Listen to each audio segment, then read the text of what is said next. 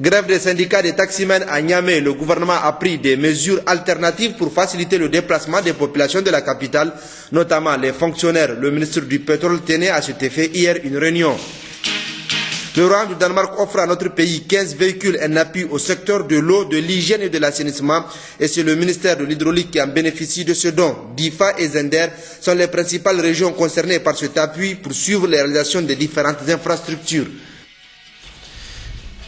Mesdames et messieurs, bonsoir. Et pour atténuer les conséquences chez les usagers des taxis et le Faba suite au débrayage intervenu ce jeudi à Niamey dans le secteur du transport urbain dû à la grève des syndicats de taxi, le ministère du Transport a pris un certain nombre de dispositions, notamment le renforcement toute la journée des capacités opérationnelles de la Société de transport urbain du Niger, soutenue par des bus de compagnies privées de transport voyageurs Askou Jibrila et Gérard Abdelaziz.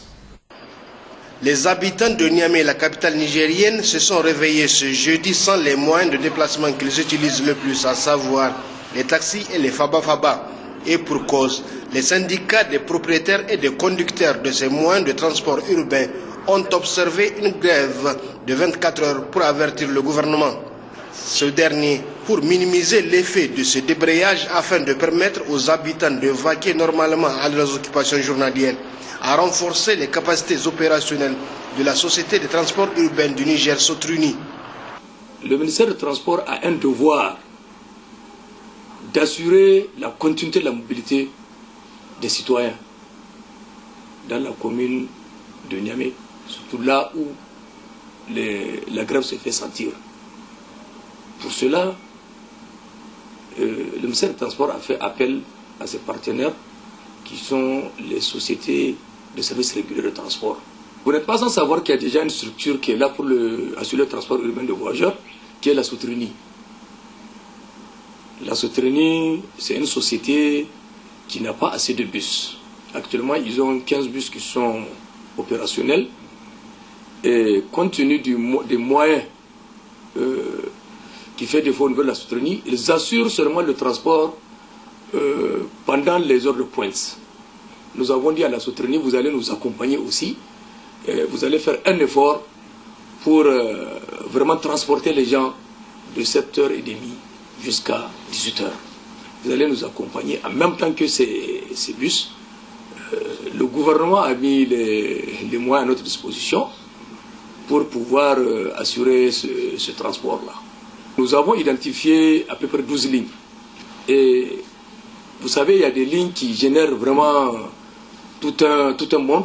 Donc là, nous avons fait des calculs pour attribuer 2 ou 3 bus en fonction des zones.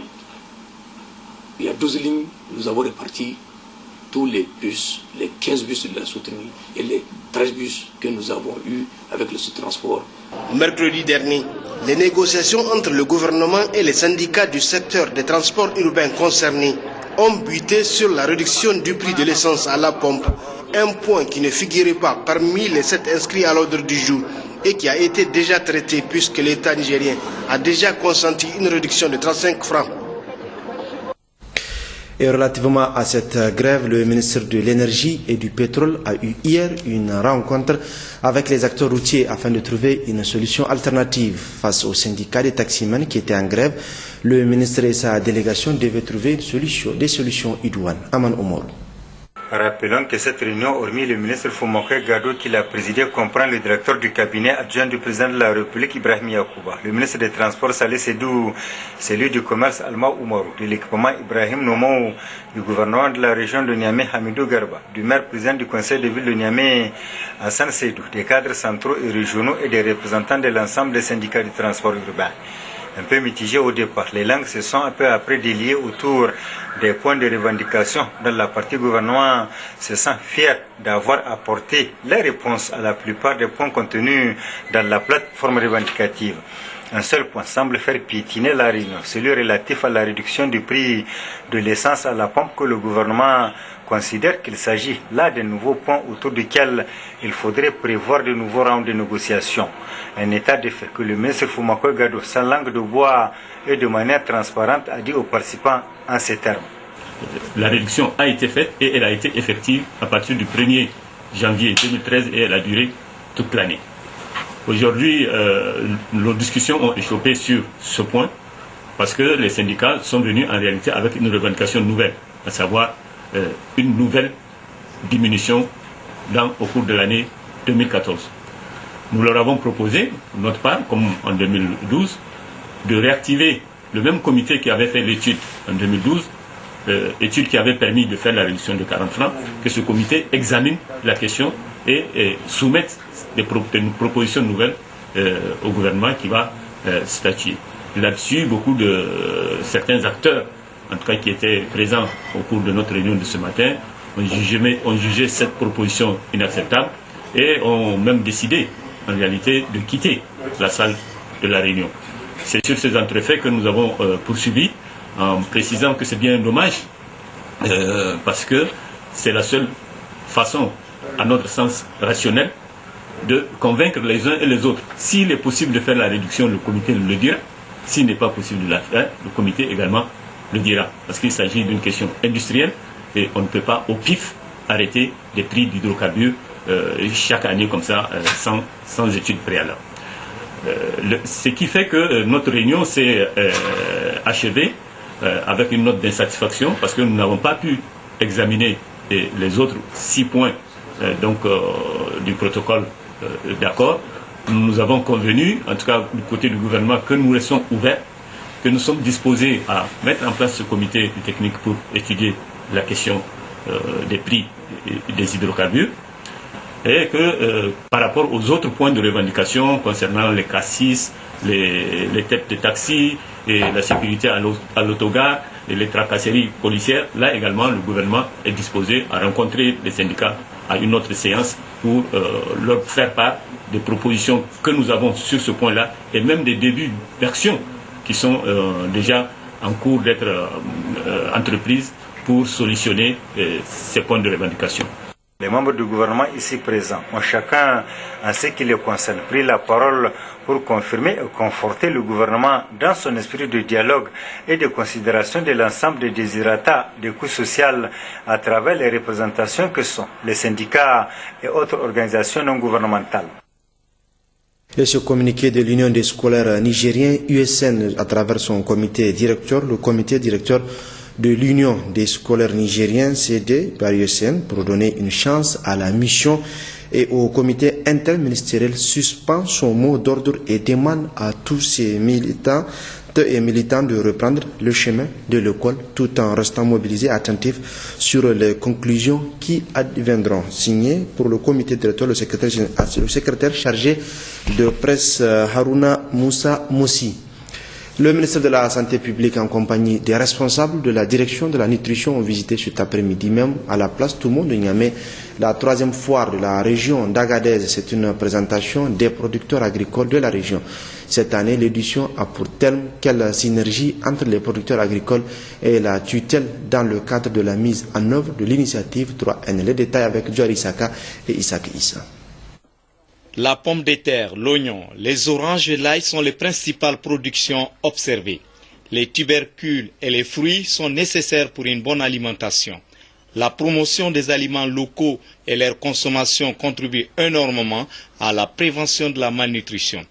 Cette visite a permis au ministre de voir un procédé technologique qui permet à un horticulteur de piloter à distance le système d'irrigation de son exploitation maraîchère.